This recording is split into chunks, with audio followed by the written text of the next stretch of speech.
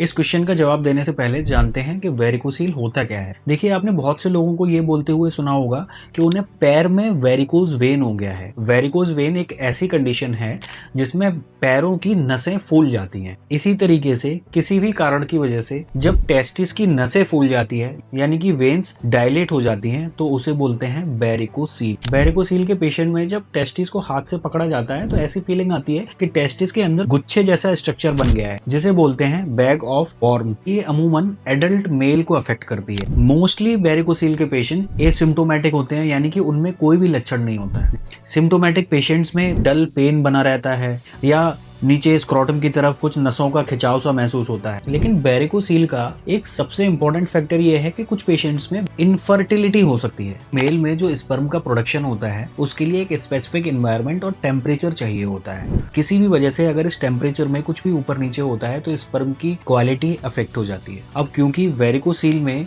Testis के अंदर नसें फूल जाती हैं या डायलेट हो जाती हैं, जिसकी वजह से उसमें ब्लड कूलिंग हो जाती है। जब ब्लड वहां पे बहुत सारा इकट्ठा हो जाता है तो वहां का जो लोकल टेम्परेचर है वो थोड़ा सा बढ़ जाता है, जिसकी वजह से जो स्पर्म का प्रोडक्शन है उसकी क्वालिटी अफेक्ट होने लगती है और एक बढ़िया क्वालिटी का स्पर्म नहीं बन पाता है, जो कि लॉन्ग टर्म में इनफर्टिलिटी का रीजन बनता है। वेरिकोसील की वजह से स्पर्म के काउंट कम हो सकते हैं, स्पर्म की मोटिलिटी कम हो सकती है और स्पर्म का जो स्ट्रक्चर होता है वो भी अफेक्ट हो सकता है।